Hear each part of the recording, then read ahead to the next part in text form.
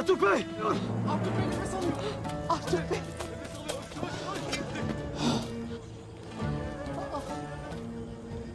Alpler!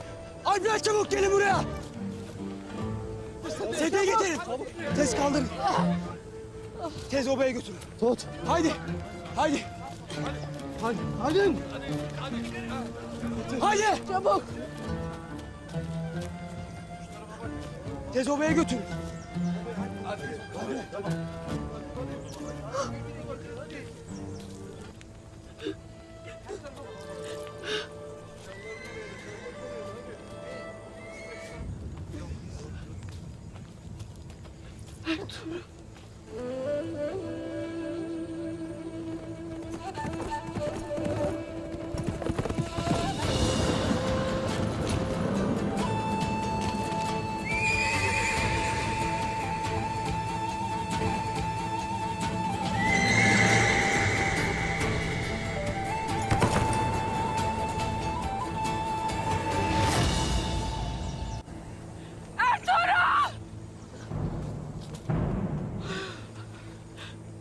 Bams.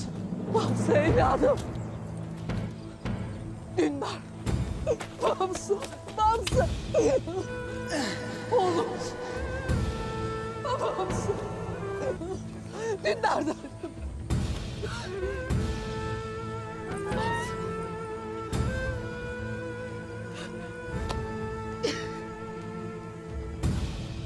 Ne?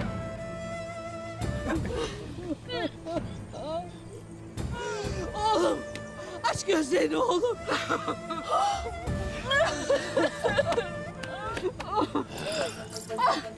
Dündar.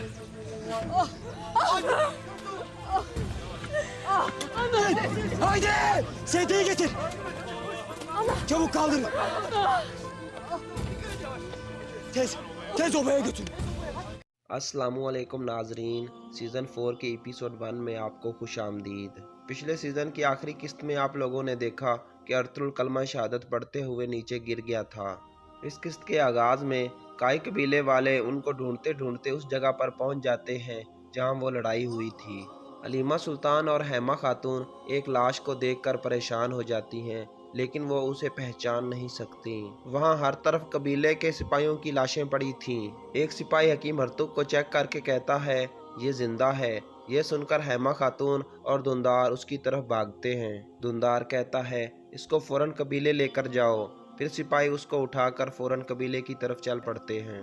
इतने में हलीमा सुल्तान को अर्तुल का खंजर मिल जाता है। फिर वो परेशान होकर इधर उधर देखने लगती है। फिर उसे ख्याल आता है कि अर्तुल जैसे एक तरफ से आ रहा है, फिर वो अचानक से गायब हो जाता है। फिर हलीमा सुल्तान अर्तुल अर्तुल पुकार कर रोने लगती है। इतने में हेमा खातून की नज़र बामसी पर पड़ती है तो वो सब भागकर बामसी के पास आ जाते हैं। दुंदार उसे चेक करके अपनी गर्दन हिलाता है कि ये जिंदा नहीं है। फिर वो सब रोने लगते हैं। इतने में बामसी अपनी आंखें खोल लेता है। ये देखकर दुंदार सिपाहियों को आवाज़ देता है कि इसे उठाकर फौरन कबीले ले जाओ, ये जिंदा है। फिर सिपाही उसे भी उठाकर कबीले की तरफ रवाना हो जाते हैं। हलीमा कहती है अर्तुल कहीं भी नहीं मिल रहा वालदा। दुंदार कहता है हम हर हाल में अपने भाई को तलाश कर लेंगे, चाहे इसके लिए हमारी जान चली जाए। फिर दुंदार सिपाहियों को करीब बुलाकर कहता है इस ज़मीन के हर इंच को देखो, हर दरख्त की खो को देखो और हर पत्थर को उठाकर देखो। फिर वो एक सिपाही को हुक्म देते हुए कहता है असलान खातून की तरफ पैगाम भेजो और अमीर सादतीन को भी हानली बाज़ार में जाकर बता दो और उन्हें कहो कि वो अर्तुल साहब को तलाश करने में हमारी मदद करें। इसके बाद वो सिपाही वहाँ से रवाना हो जाता है, जबकि बाकी सिपाही अर्तुल को इधर उधर तलाश करने के लिए निकल जाते हैं। दूसरी तरफ कैरा चैसर में आयरस जख्मी हालत में था और अपने साथी से कहता है किसी भी दुश्मन ने मुझे इतनी खुशी नहीं दी जितनी मुझे अर्तुल को अपने शिकंजे में फंसा कर मिली है। सिपाही कहता है अर्तुल जैसे बड़े दुश्मन को कत्ल करने की खुशी आप जैसा अजीम सिपाही ही महसूस कर सकता है। आयरस कहता है अर्तुल की मौत सब तुर्कों के लिए एक सबक होगी, या तो वो इस इलाके से दफा हो जाएंगे या फिर अर्तुल की तरह मेरी तलवार का निशाना बन जाएंगे। जब उन्हें अर्तुल की लाश मिलेगी तो वो बहुत ज़्यादा खौफजदा हो जाएंगे। सिपाही कहता है उन्हें अभी तक अर्तुल की लाश नहीं मिली जनाब, वो उसको हर जगह तलाश कर रहे हैं। आयरस कहता है उन्हें हर हाल में अर्तुल की लाश मिलनी चाहिए। हमने उनके हीरो को कत्ल किया है लूकस। लाश देखकर उन्हें समझ आएगी कि अर्तुल का मकसद उसकी मौत के साथ ही खत्म हो गया है, तब ही जाकर वो अपनी उम्मीदें हारेंगे। दूसरी तरफ असलान खातून अपने कबीले में मौजूद थी। इतने में काई कबीले का सिपाही वहां पहुंचकर सारी सूरत हाल से उसे आगाह करता है।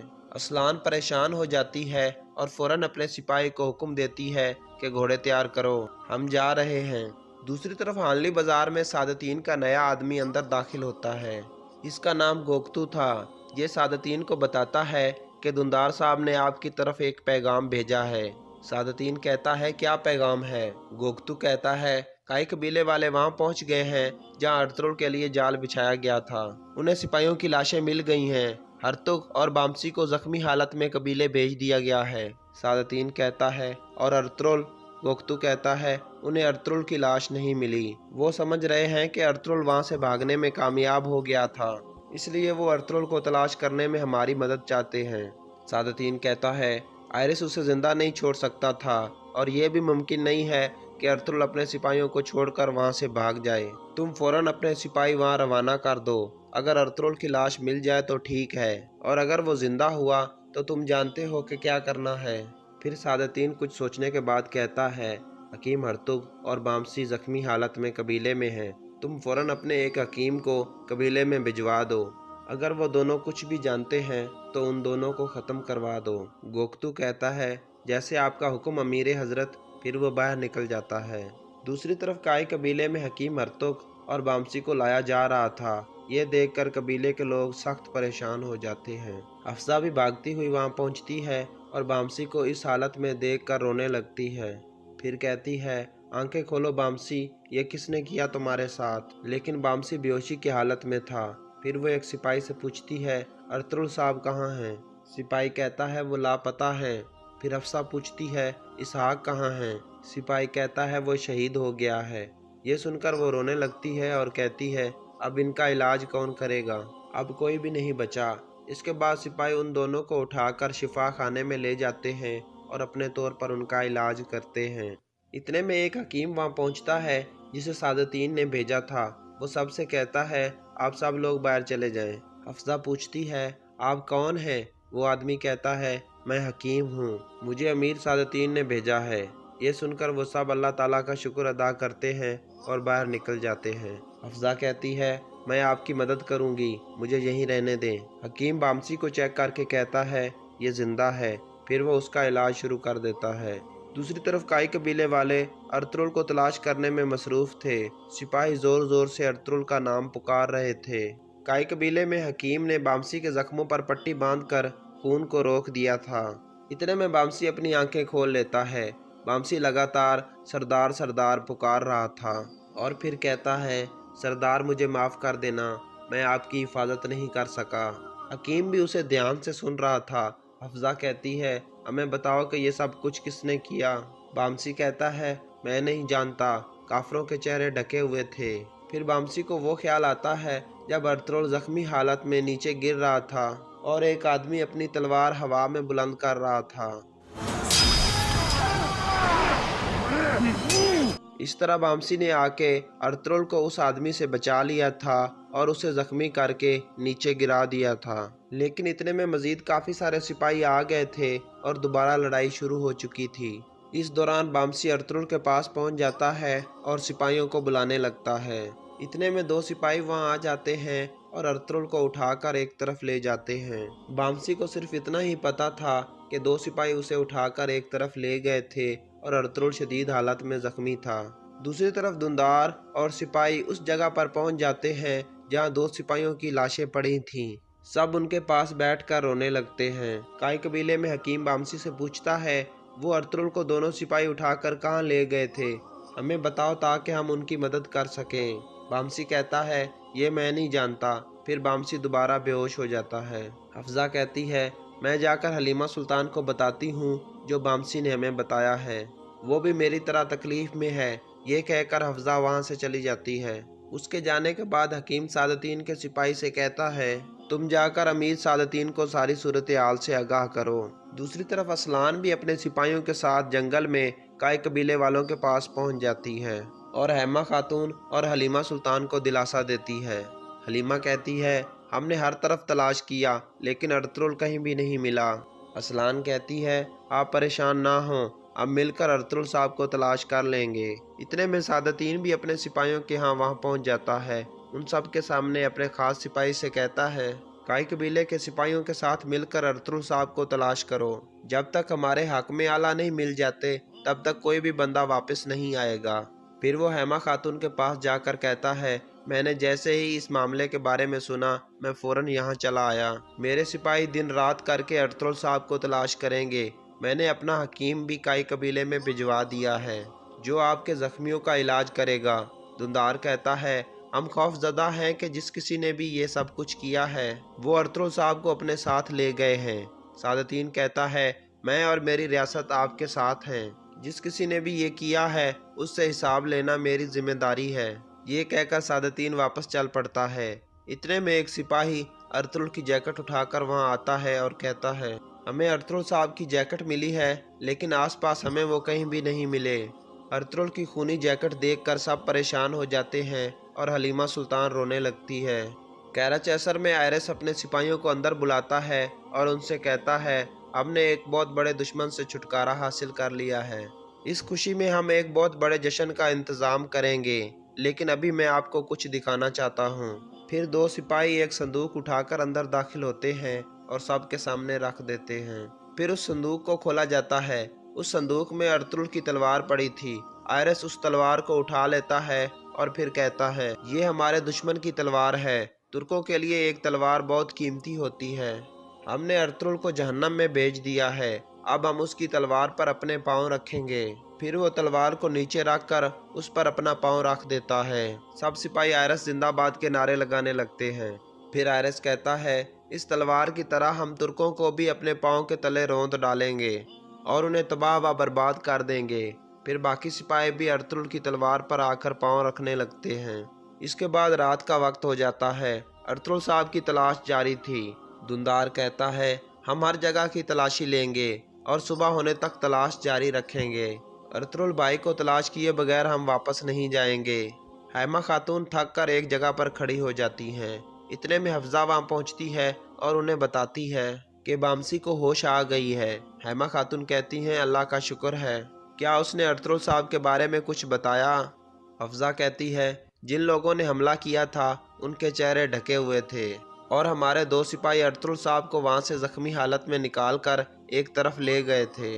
ये सुनकर हलीमा सुल्तान सख्त परेशान हो जाती है और रोते हुए कहती है, हमने जिन दो शहीद सिपाहियों को देखा अगर वो हुए तो। हेमा खातून उसे दिलासा देती है और कहती है, हो सकता है कि उन्होंने अर्तुगरुल साहब को कहीं छुपा दिया हो और उसके बाद वो खुद शहीद हुए हों। दुंदार कहता है, तो फिर हमें उस जगह पर तलाश करना चाहिए जहाँ वो हमें दो सिपाही शहीद मिले हैं। इसके बाद वो सब उस तरफ चल पड़ते हैं। आनली बाजार में गोगतो अंदर जाकर सादतीन को बताता है कि काई कबीले से हकीम ने खबर भिजवाई है। बामसी ने बताया है कि वो हमला आवर डाकू थे और उनके चेहरे ढके हुए थे। बामसी ने उनके सरबराह को जख्मी कर दिया था और दो सिपाही अर्तुगरुल को जख्मी हालत में वहाँ से निकाल कर एक तरफ ले गए थे। सादतीन कहता है, जब तक अर्तुगरुल हमें जिंदा या मुर्दा नहीं मिल जाता तब तक हम सुकून से नहीं बैठेंगे। अपने आदमियों से कहो कि वो इस मामले को जल्द हल करें। ये सुनकर गोगतू बाहर निकल जाता है। दूसरी तरफ एक जगह सुल्तान अलाउद्दीन के लिए और उसके सिपाहियों के लिए खेमे बना दिए गए थे। तुर्गुत भी वहां पहुंच चुका था। सुल्तान उसे अपने खेमे में बुलाकर कहते हैं, तुम्हारे कबीले से एक खबर आई है। रास्ते में अर्तुगरुल साहब और उसके सिपाहियों के लिए जाल बिछाया गया था। तुर्गुत कहता है, ऐसा किसने किया? सुल्तान कहते हैं, इस बारे में अभी पता नहीं है, लेकिन बदकिस्मती से काफ़ी सारे सिपाही शहीद हो गए हैं और दो आदमी जख्मी हालत में हैं। तुर्गुत पूछता है, और अर्तुगरुल साहब? सुल्तान कहते हैं, अर्तुगरुल साहब लापता हैं। अब मैं तुम्हें हुक्म देता हूँ कि अपने सिपाहियों को साथ लेकर फ़ौरन वापस कबीले में जाओ और तहकीक करो और पता लगाओ कि क्या हुआ है और ये जाल किसने बिछाया था। जब तक तुम वापस नहीं आ जाते तब तक मैं सिपाहियों का कमांडर किसी और को बना दूंगा। अब तुम जाओ और अर्तुगरुल साहब को तलाश किए बगैर वापस मत आना। इसके बाद अगला दिन शुरू हो जाता है। अर्तुगरुल की तलाश जारी थी। इतने में एक सिपाही हेमा खातून को आकर बताता है कि हमें एक जली हुई लाश मिली है। ये सुनकर वो सब फौरन उस तरफ भागते हैं। थोड़ी देर बाद वो वहाँ पहुँच जाते हैं। और उस जली हुई लाश को देखकर चौंक जाते हैं। हेमा खातून कहती हैं, ये अर्तुल नहीं हो सकता। फिर हेमा खातून और हलीमा सुल्तान उसके पास बैठ जाती है। हलीमा उसके हाथ से अंगूठी उतारने लगती है। हेमा खातून उसे रोक लेती हैं और खुद वो अंगूठी उतारने लगती हैं। उस वक्त के मुताबिक ये अंगूठी एक अहम निशानी होती थी एक जंगजू के लिए। फिर हेमा खातून वो अंगूठी साफ करती हैं और उसे देखकर रोने लगती हैं। फिर हलीमा सुल्तान भी वो देखकर रोने लगती है, क्योंकि ये अंगूठी अर्तुल की अंगूठी थी।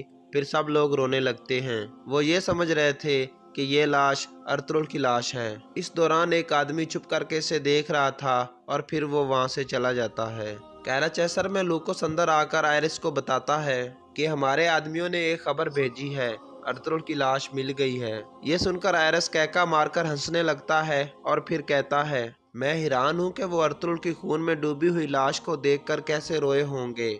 लूकोस कहता है, जनाब, अर्तुल की लाश पर खून नहीं था, उसकी लाश जली हुई थी। आयरिस हैरान होकर कहता है, लाश किसने जलाई? लूकोस कहता है, ये हम में से किसी ने भी नहीं किया, लेकिन आप परेशान मत हों, वो यकीनन अर्तुल की ही लाश है। कई कबीले वालों ने उसे पहचान लिया है। आयरिस हंसते हुए कहता है, कोई फर्क नहीं पड़ता कि उसे किसने जलाया है, उसने इस दुनिया में ही जहन्नम का मजा चख लिया। एक अजीम जश्न का इंतजाम करो लूकस, और हर किसी को इसमें शिरकत करने की दावत दो और अर्तुल के जनाजे में जाने की तैयारियां भी करो। दूसरी तरफ सादतीन का खास आदमी भी अंदर आकर सादतीन को बताता है कि हमारे सिपाहियों ने एक खबर भेजी है कि आखिरकार अर्तुल की लाश मिल गई है। सादतीन कहता है, यार अब तेरा शुक्र है, मुझे उम्मीद है कि उस गवर्नर ने कोई निशान नहीं छोड़ा होगा। गोख्तू कहता है, कोई निशान नहीं था अमीर हजरत, अर्तुल की लाश जली हुई थी। कबीले के लोगों ने उसकी अंगूठी की मदद से उसकी शनाख्त की है। यह सुनकर सादतीन सोचने लगता है और फिर कहता है, यह गवर्नर किस तरह का अजीब आदमी है कि उसने अर्तुल को कत्ल करना काफी नहीं समझा, बल्कि उसे जला भी डाला। गोख्तू कहता है, अब क्या हुक्म है अमीर हजरत? सादतीन कहता है, सबसे पहले हम अर्तुल के जनाजे में जाएंगे और असल काम हम जनाजे के बाद करेंगे। और यहाँ इस किस्त का इख्तिताम हो जाता है। अस्सलामुअलैकुम नाजरीन, सीज़न 4 के एपिसोड 1 में आपको खुश आमदीद। पिछले सीज़न की आखिरी किस्त में आप लोगों ने देखा कि अर्तुल कलमा शहादत पढ़ते हुए नीचे गिर गया था।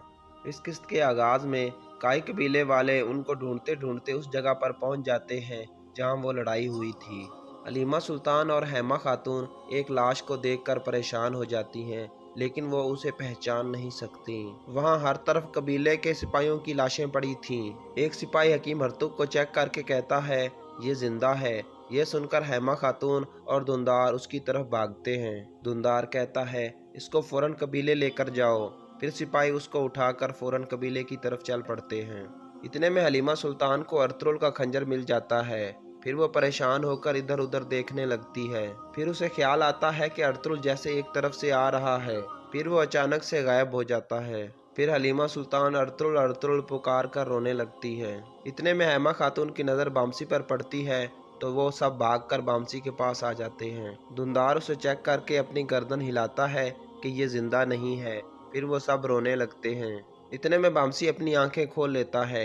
ये देखकर दुंदार सिपाहियों को आवाज देता है कि इसे उठाकर फौरन कबीले ले जाओ, ये जिंदा है।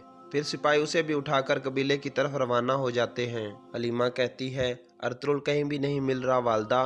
दुंदार कहता है, हम हर हाल में अपने भाई को तलाश कर लेंगे, चाहे इसके लिए हमारी जान चली जाए। फिर दुंदार सिपाहियों को करीब बुलाकर कहता है, इस जमीन के हर इंच को देखो, हर दरख्त की खो को देखो और हर पत्थर को उठाकर देखो। फिर वो एक सिपाही को हुक्म देते हुए कहता है, असलान खातून की तरफ पैगाम भेजो और अमीर सादतीन को भी हानली बाजार में जाकर बता दो और उन्हें कहो कि वो अर्तुल साहब को तलाश करने में हमारी मदद करें। इसके बाद वो सिपाही वहाँ से रवाना हो जाता है, जबकि बाकी सिपाही अर्तुल को इधर उधर तलाश करने के लिए निकल जाते हैं। दूसरी तरफ कैराचेसर में आयरिस जख्मी हालत में था और अपने साथी से कहता है, किसी भी दुश्मन ने मुझे इतनी खुशी नहीं दी जितनी मुझे अर्तुल को अपने शिकंजे में फंसा कर मिली है। सिपाही कहता है, अर्तुल जैसे बड़े दुश्मन को कत्ल करने की खुशी आप जैसा अजीम सिपाही ही महसूस कर सकता है।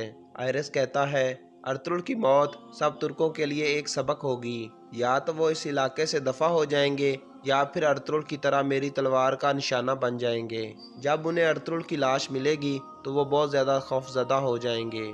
सिपाही कहता है, उन्हें अभी तक अर्तुगरुल की लाश नहीं मिली जनाब, वो उसको हर जगह तलाश कर रहे हैं। आयरिस कहता है उन्हें हर हाल में अर्तुगरुल की लाश मिलनी चाहिए। हमने उनके हीरो को कत्ल किया है लूकस। लाश देखकर उन्हें समझ आएगी कि अर्तुगरुल का मकसद उसकी मौत के साथ ही खत्म हो गया है, तब ही जाकर वो अपनी उम्मीदें हारेंगे। दूसरी तरफ असलान खातून अपने कबीले में मौजूद थी। इतने में काई कबीले का सिपाही वहां पहुंचकर सारी सूरत हाल से उसे आगाह करता है। असलान परेशान हो जाती है और फौरन अपने सिपाही को हुक्म देती है कि घोड़े तैयार करो, हम जा रहे हैं। दूसरी तरफ हानली बाजार में सादतीन का नया आदमी अंदर दाखिल होता है। इसका नाम गोकतू था। ये सादतीन को बताता है कि दुंदार साहब ने आपकी तरफ एक पैगाम भेजा है। सादतीन कहता है क्या पैगाम है? गोकतू कहता है काई कबीले वाले वहां पहुंच गए हैं जहां अर्तुगरुल के लिए जाल बिछाया गया था। उन्हें सिपाहियों की लाशें मिल गई हैं। हरतुग और बामसी को जख्मी हालत में कबीले भेज दिया गया है। सादतीन कहता है और अर्तुगरुल? गोकतू कहता है उन्हें अर्तुगरुल की लाश नहीं मिली। वो समझ रहे हैं कि अर्तुगरुल वहां से भागने में कामयाब हो गया था, इसलिए वो अर्तुगरुल को तलाश करने में हमारी मदद चाहते हैं। सादतीन कहता है आयरिस उसे जिंदा नहीं छोड़ सकता था और यह भी मुमकिन नहीं है कि अर्तुगरुल अपने सिपाहियों को छोड़कर वहां से भाग जाए। तुम फौरन अपने सिपाही वहां रवाना कर दो। अगर अर्तुगरुल की लाश मिल जाए तो ठीक है, और अगर वो जिंदा हुआ तो तुम जानते हो कि क्या करना है। फिर सादतीन कुछ सोचने के बाद कहता है हकीम हरतुग और बामसी जख्मी हालत में कबीले में हैं। तुम फौरन अपने एक हकीम को कबीले में भिजवा दो। अगर वो दोनों कुछ भी जानते हैं तो उन दोनों को ख़त्म करवा दो। गोकतू कहता है जैसे आपका हुक्म अमीर हजरत। फिर वो बाहर निकल जाता है। दूसरी तरफ काई कबीले में हकीम हरतुग और बामसी को लाया जा रहा था। ये देखकर कबीले के लोग सख्त परेशान हो जाते हैं। अफजा भी भागती हुई वहां पहुंचती है और बामसी को इस हालत में देखकर रोने लगती है। फिर कहती है आंखें खोलो बामसी, ये किसने किया तुम्हारे साथ? लेकिन बामसी बेहोशी की हालत में था। फिर वो एक सिपाही से पूछती है अर्तुगरुल साहब कहाँ हैं? सिपाही कहता है वो लापता हैं। फिर अफसा पूछती है इसहाक कहाँ हैं? सिपाही कहता है वो शहीद हो गया है। ये सुनकर वो रोने लगती है और कहती है अब इनका इलाज कौन करेगा? अब कोई भी नहीं बचा। इसके बाद सिपाही उन दोनों को उठाकर शिफा खाने में ले जाते हैं और अपने तौर पर उनका इलाज करते हैं। इतने में एक हकीम वहां पहुंचता है जिसे सादतीन ने भेजा था। वो सबसे कहता है आप सब लोग बाहर चले जाएं। अफजा पूछती है आप कौन हैं? वो आदमी कहता है मैं हकीम हूँ, मुझे अमीर सादतीन ने भेजा है। ये सुनकर वो सब अल्लाह ताला का शुक्र अदा करते हैं और बाहर निकल जाते हैं। अफजा कहती है मैं आपकी मदद करूंगी, मुझे यहीं रहने दें। हकीम बामसी को चेक करके कहता है ये जिंदा है। फिर वो उसका इलाज शुरू कर देता है। दूसरी तरफ काई कबीले वाले अर्तुगरुल को तलाश करने में मसरूफ थे। सिपाही जोर जोर से अर्तुगरुल का नाम पुकार रहे थे। काई कबीले में हकीम ने बामसी के जख्मों पर पट्टी बांधकर खून को रोक दिया था। इतने में बामसी अपनी आंखें खोल लेता है। बामसी लगातार सरदार सरदार पुकार रहा था और फिर कहता है सरदार मुझे माफ़ कर देना, मैं आपकी हिफाजत नहीं कर सका। हकीम भी उसे ध्यान से सुन रहा था। अफजा कहती है हमें बताओ कि ये सब कुछ किसने किया? बामसी कहता है मैं नहीं जानता, काफरों के चेहरे ढके हुए थे। फिर बामसी को वो ख्याल आता है जब अर्तुगरुल जख्मी हालत में नीचे गिर रहा था और एक आदमी अपनी तलवार हवा में बुलंद कर रहा था। इस तरह बामसी ने आके अर्तुगरुल को उस आदमी से बचा लिया था और उसे जख्मी करके नीचे गिरा दिया था। लेकिन इतने में मजीद काफ़ी सारे सिपाही आ गए थे और दोबारा लड़ाई शुरू हो चुकी थी। इस दौरान बामसी अर्तुगरुल के पास पहुंच जाता है और सिपाहियों को बुलाने लगता है। इतने में दो सिपाही वहां आ जाते हैं और अर्तुगरुल को उठाकर एक तरफ ले जाते हैं। बामसी को सिर्फ इतना ही पता था कि दो सिपाही उसे उठाकर एक तरफ ले गए थे और अर्तुगरुल शदीद हालत में जख्मी था। दूसरी तरफ दुंदार और सिपाही उस जगह पर पहुंच जाते हैं जहां दो सिपाहियों की लाशें पड़ी थीं। सब उनके पास बैठकर रोने लगते हैं। काई कबीले में हकीम बामसी से पूछता है वो अर्तुगरुल को दोनों सिपाही उठाकर कहाँ ले गए थे, हमें बताओ ताकि हम उनकी मदद कर सकें। बामसी कहता है ये मैं नहीं जानता। फिर बामसी दोबारा बेहोश हो जाता है। अफजा कहती है मैं जाकर हलीमा सुल्तान को बताती हूँ जो बामसी ने हमें बताया है, वो भी मेरी तरह तकलीफ में है। ये कहकर हफ्जा वहाँ से चली जाती है। उसके जाने के बाद हकीम सादतीन के सिपाही से कहता है तुम जाकर अमीर सादतीन को सारी सूरत हाल से आगाह करो। दूसरी तरफ असलान भी अपने सिपाहियों के साथ जंगल में काय कबीले वालों के पास पहुंच जाती है और हेमा खातून और हलीमा सुल्तान को दिलासा देती है। हलीमा कहती है, हमने हर तरफ तलाश किया लेकिन अर्तुगरुल कहीं भी नहीं मिला। असलान कहती है, आप परेशान ना हों, अब मिलकर अर्तुगरुल साहब को तलाश कर लेंगे। इतने में सादतीन भी अपने सिपाहियों के यहाँ वहाँ पहुँच जाता है। उन सब के सामने अपने खास सिपाही से कहता है, काय कबीले के सिपाहियों के साथ मिलकर अर्तुगरुल साहब को तलाश करो। जब तक हमारे हाकिम आला नहीं मिल जाते तब तक कोई भी बंदा वापस नहीं आएगा। फिर वो हेमा खातून के पास जाकर कहता है, मैंने जैसे ही इस मामले के बारे में सुना मैं फ़ौरन यहाँ चला आया। मेरे सिपाही दिन रात करके अर्तुगरुल साहब को तलाश करेंगे। मैंने अपना हकीम भी काय कबीले में भिजवा दिया है जो आपके जख्मियों का इलाज करेगा। दुंदार कहता है, हम खौफजदा हैं कि जिस किसी ने भी ये सब कुछ किया है वो अर्तुगरुल साहब को अपने साथ ले गए हैं। सादतीन कहता है, मैं और मेरी रियासत आपके साथ हैं। जिस किसी ने भी ये किया है उससे हिसाब लेना मेरी जिम्मेदारी है। ये कहकर सादतीन वापस चल पड़ता है। इतने में एक सिपाही अर्तुगरुल की जैकेट उठाकर वहाँ आता है और कहता है, हमें अर्तुगरुल साहब की जैकेट मिली है लेकिन आसपास हमें वो कहीं भी नहीं मिले। अर्तुगरुल की खूनी जैकेट देखकर सब परेशान हो जाते हैं और हलीमा सुल्तान रोने लगती है। कैराचैसर में आयरस अपने सिपाहियों को अंदर बुलाता है और उनसे कहता है, हमने एक बहुत बड़े दुश्मन से छुटकारा हासिल कर लिया है। इस खुशी में हम एक बहुत बड़े जश्न का इंतज़ाम करेंगे, लेकिन अभी मैं आपको कुछ दिखाना चाहता हूँ। फिर दो सिपाही एक संदूक उठाकर अंदर दाखिल होते हैं और सबके सामने रख देते हैं। फिर उस संदूक को खोला जाता है। उस संदूक में अर्तुगरुल की तलवार पड़ी थी। आयरस उस तलवार को उठा लेता है और फिर कहता है, ये हमारे दुश्मन की तलवार है। तुर्कों के लिए एक तलवार बहुत कीमती होती है। हमने अर्तुगरुल को जहन्नम में भेज दिया है। अब हम उसकी तलवार पर अपने पाँव रखेंगे। फिर वो तलवार को नीचे रखकर उस पर अपना पाँव रख देता है। सब सिपाही आयरस जिंदाबाद के नारे लगाने लगते हैं। फिर आयरस कहता है, इस तलवार की तरह हम तुर्कों को भी अपने पाँव के तले रौंद डालेंगे और उन्हें तबाह व बर्बाद कर देंगे। फिर बाकी सिपाही भी अर्तुगरुल की तलवार पर आकर पाँव रखने लगते हैं। इसके बाद रात का वक्त हो जाता है। अर्तुगरुल साहब की तलाश जारी थी। दुंदार कहता है, हम हर जगह की तलाशी लेंगे और सुबह होने तक तलाश जारी रखेंगे। अर्तुगरुल भाई को तलाश किए बगैर हम वापस नहीं जाएंगे। हेमा खातून थक कर एक जगह पर खड़ी हो जाती हैं। इतने में हफ्जा वहाँ पहुँचती है और उन्हें बताती है कि बामसी को होश आ गई है। हेमा खातून कहती हैं, अल्लाह का शुक्र है। क्या उसने अर्तुगरुल साहब के बारे में कुछ बताया? हफ्जा कहती है, जिन लोगों ने हमला किया था उनके चेहरे ढके हुए थे और हमारे दो सिपाही अर्तुगरुल साहब को वहाँ से जख्मी हालत में निकाल कर एक तरफ ले गए थे। ये सुनकर हलीमा सुल्तान सख्त परेशान हो जाती है और रोते हुए कहती है, हमने जिन दो शहीद सिपाहियों को देखा अगर वो हुए तो। हेमा खातून उसे दिलासा देती है और कहती है, हो सकता है कि उन्होंने अर्तुगरुल साहब को कहीं छुपा दिया हो और उसके बाद वो खुद शहीद हुए हों। दुंदार कहता है, तो फिर हमें उस जगह पर तलाश करना चाहिए जहां वो हमें दो सिपाही शहीद मिले हैं। इसके बाद वो सब उस तरफ चल पड़ते हैं। आलनी बाजार में गोगतो अंदर जाकर सादतीन को बताता है कि काय कबीले से हकीम ने खबर भिजवाई है। बामसी ने बताया है कि वो हमलावर डाकू थे और उनके चेहरे ढके हुए थे।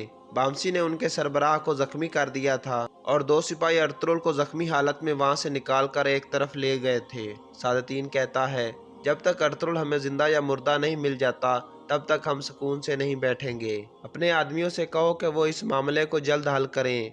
ये सुनकर गोगतू बाहर निकल जाता है। दूसरी तरफ एक जगह सुल्तान अलाउद्दीन के लिए और उसके सिपाहियों के लिए खेमे बना दिए गए थे। तुर्गुत भी वहां पहुंच चुका था। सुल्तान उसे अपने खेमे में बुलाकर कहते हैं, तुम्हारे कबीले से एक खबर आई है। रास्ते में अर्तुगरुल साहब और उसके सिपाहियों के लिए जाल बिछाया गया था। तुर्गुत कहता है, ऐसा किसने किया? सुल्तान कहते हैं, इस बारे में अभी पता नहीं है, लेकिन बदकिस्मती से काफ़ी सारे सिपाही शहीद हो गए हैं और दो आदमी जख्मी हालत में हैं। तुर्गुत पूछता है, और अर्तुगरुल साहब? सुल्तान कहते हैं, अर्तुगरुल साहब लापता हैं। अब मैं तुम्हें हुक्म देता हूँ कि अपने सिपाहियों को साथ लेकर फ़ौरन वापस कबीले में जाओ और तहकीक करो और पता लगाओ कि क्या हुआ है और ये जाल किसने बिछाया था। जब तक तुम वापस नहीं आ जाते तब तक मैं सिपाहियों का कमांडर किसी और को बना दूंगा। अब तुम जाओ और अर्तुगरुल साहब को तलाश किए बगैर वापस मत आना। इसके बाद अगला दिन शुरू हो जाता है। अर्तुगरुल की तलाश जारी थी। इतने में एक सिपाही हेमा खातून को आकर बताता है कि हमें एक जली हुई लाश मिली है। ये सुनकर वो सब फौरन उस तरफ भागते हैं। थोड़ी देर बाद वो वहां पहुंच जाते हैं और उस जली हुई लाश को देखकर चौंक जाते हैं। हेमा खातून कहती हैं, ये अर्तुगरुल नहीं हो सकता। फिर हेमा खातून और हलीमा सुल्तान उसके पास बैठ जाती है। हलीमा उसके हाथ से अंगूठी उतारने लगती है। हेमा खातून उसे रोक लेती हैं और खुद वो अंगूठी उतारने लगती हैं। उस वक्त के मुताबिक ये अंगूठी एक अहम निशानी होती थी एक जंगजू के लिए। फिर हेमा खातून वो अंगूठी साफ करती हैं और उसे देखकर रोने लगती हैं। फिर हलीमा सुल्तान भी वो देखकर रोने लगती है, क्योंकि ये अंगूठी अर्तुगरुल की अंगूठी थी। फिर सब लोग रोने लगते हैं। वो ये समझ रहे थे कि ये लाश अर्तुगरुल की लाश है। इस दौरान एक आदमी चुप करके इसे देख रहा था और फिर वो वहां से चला जाता है। कैराचेसर में लूकोस अंदर आकर आयरिस को बताता है कि हमारे आदमियों ने एक खबर भेजी है, अर्तुगरुल की लाश मिल गई है। ये सुनकर आयरिस कैका मारकर हंसने लगता है और फिर कहता है, मैं हैरान हूँ कि वो अर्तुगरुल की खून में डूबी हुई लाश को देखकर कैसे रोए होंगे। लूकोस कहता है, जनाब, अर्तुगरुल की लाश पर खून नहीं था, उसकी लाश जली हुई थी। आयरिस हैरान होकर कहता है, लाश किसने जलाई? लूकोस कहता है, ये हम में से किसी ने भी नहीं किया, लेकिन आप परेशान मत हों, वो यकीनन अर्तुगरुल की ही लाश है। कई कबीले वालों ने उसे पहचान लिया है। आयरिस हंसते हुए कहता है, कोई फर्क नहीं पड़ता कि उसे किसने जलाया है, उसने इस दुनिया में ही जहन्नम का मजा चख लिया। एक अजीम जश्न का इंतजाम करो लूकस, और हर किसी को इसमें शिरकत करने की दावत दो और अर्तुगरुल के जनाजे में जाने की तैयारियां भी करो। दूसरी तरफ सादतीन का खास आदमी भी अंदर आकर सादतीन को बताता है कि हमारे सिपाहियों ने एक खबर भेजी है कि आखिरकार अर्तुगरुल की लाश मिल गई है। सादतीन कहता है, यार अब तेरा शुक्र है, मुझे उम्मीद है कि उस गवर्नर ने कोई निशान नहीं छोड़ा होगा। गोख्तू कहता है, कोई निशान नहीं था मेरे हजरत, अर्तुगरुल की लाश जली हुई थी। कबीले के लोगों ने उसकी अंगूठी की मदद से उसकी शनाख्त की है। यह सुनकर सादतीन सोचने लगता है और फिर कहता है, यह गवर्नर किस तरह का अजीब आदमी है कि उसने अर्तुगरुल को कत्ल करना काफी नहीं समझा, बल्कि उसे जला भी डाला। गोख्तू कहता है, अब क्या हुक्म है अमीर हजरत? सादतीन कहता है, सबसे पहले हम अर्तुगरुल के जनाजे में जाएंगे और असल काम हम जनाजे के बाद करेंगे। और यहाँ इस किस्त का इख्तिताम हो जाता है। अस्सलामुअलैकुम नाजरीन, सीज़न 4 के एपिसोड 1 में आपको खुश आमदीद। पिछले सीज़न की आखिरी किस्त में आप लोगों ने देखा कि अर्तुगरुल कलमा शहादत पढ़ते हुए नीचे गिर गया था। इस किस्त के आगाज़ में काई कबीले वाले उनको ढूंढते ढूंढते उस जगह पर पहुंच जाते हैं जहां वो लड़ाई हुई थी। हलीमा सुल्तान और हेमा खातून एक लाश को देखकर परेशान हो जाती हैं, लेकिन वो उसे पहचान नहीं सकती। वहाँ हर तरफ कबीले के सिपाहियों की लाशें पड़ी थीं। एक सिपाही हकीम हरतुग को चेक करके कहता है, ये जिंदा है।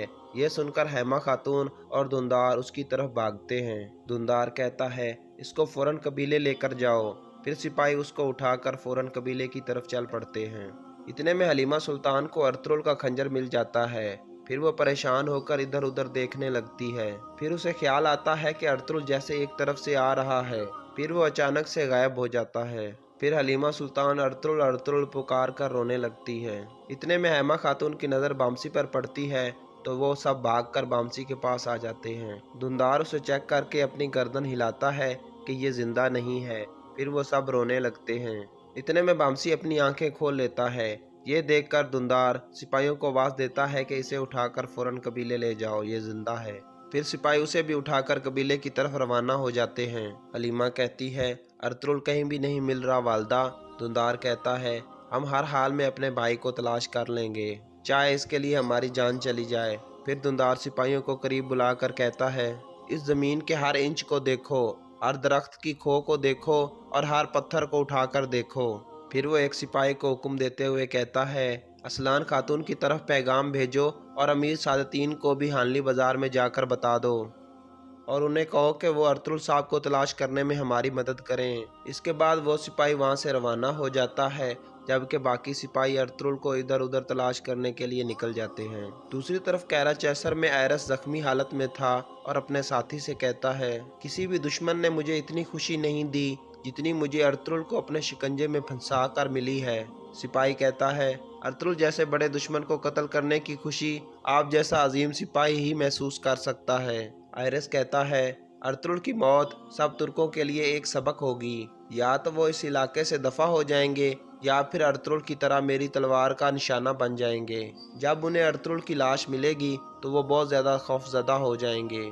सिपाही कहता है, उन्हें अभी तक अर्तुगरुल की लाश नहीं मिली जनाब, वो उसको हर जगह तलाश कर रहे हैं। आयरस कहता है, उन्हें हर हाल में अर्तुगरुल की लाश मिलनी चाहिए। हमने उनके हीरो को कत्ल किया है लूकस। लाश देखकर उन्हें समझ आएगी कि अर्तुगरुल का मकसद उसकी मौत के साथ ही ख़त्म हो गया है, तब ही जाकर वो अपनी उम्मीदें हारेंगे। दूसरी तरफ असलान खातून अपने कबीले में मौजूद थी। इतने में काई कबीले का सिपाही वहां पहुंचकर सारी सूरत हाल से उसे आगाह करता है। असलान परेशान हो जाती है और फौरन अपने सिपाही को हुक्म देती है कि घोड़े तैयार करो, हम जा रहे हैं। दूसरी तरफ हानली बाजार में सादतीन का नया आदमी अंदर दाखिल होता है। इसका नाम गोकतू था। ये सादतीन को बताता है कि दुंदार साहब ने आपकी तरफ एक पैगाम भेजा है। सादतीन कहता है, क्या पैगाम है? गोकतू कहता है, काई कबीले वाले वहां पहुंच गए हैं जहां अर्तुगरुल के लिए जाल बिछाया गया था। उन्हें सिपाहियों की लाशें मिल गई हैं। हरतुग और बामसी को जख्मी हालत में कबीले भेज दिया गया है। सादतीन कहता है, और अर्तुगरुल? गोकतू कहता है, उन्हें अर्तुगरुल की लाश नहीं मिली। वो समझ रहे हैं कि अर्तुगरुल वहां से भागने में कामयाब हो गया था, इसलिए वो अर्तुगरुल को तलाश करने में हमारी मदद चाहते हैं। सादतीन कहता है, आयरिस उसे जिंदा नहीं छोड़ सकता था और ये भी मुमकिन नहीं है कि अर्तुगरुल अपने सिपाहियों को छोड़कर वहां से भाग जाए। तुम फौरन अपने सिपाही वहां रवाना कर दो। अगर अर्तुगरुल की लाश मिल जाए तो ठीक है, और अगर वो जिंदा हुआ तो तुम जानते हो कि क्या करना है।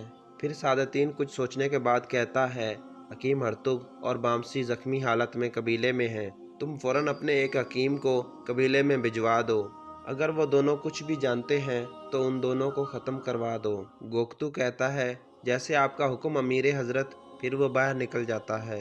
दूसरी तरफ काई कबीले में हकीम हरतुग और बामसी को लाया जा रहा था। ये देखकर कबीले के लोग सख्त परेशान हो जाते हैं। अफजा भी भागती हुई वहां पहुंचती है और बामसी को इस हालत में देखकर रोने लगती है। फिर कहती है, आंखें खोलो बामसी, ये किसने किया तुम्हारे साथ? लेकिन बामसी बेहोशी की हालत में था। फिर वो एक सिपाही से पूछती है, अर्तुगरुल साहब कहाँ हैं? सिपाही कहता है, वो लापता है। फिर अफसा पूछती है, इसहाक कहाँ हैं? सिपाही कहता है, वो शहीद हो गया है। ये सुनकर वो रोने लगती है और कहती है, अब इनका इलाज कौन करेगा? अब कोई भी नहीं बचा। इसके बाद सिपाही उन दोनों को उठाकर शिफा खाने में ले जाते हैं और अपने तौर पर उनका इलाज करते हैं। इतने में एक हकीम वहां पहुंचता है जिसे सादतीन ने भेजा था। वो सबसे कहता है, आप सब लोग बाहर चले जाएं।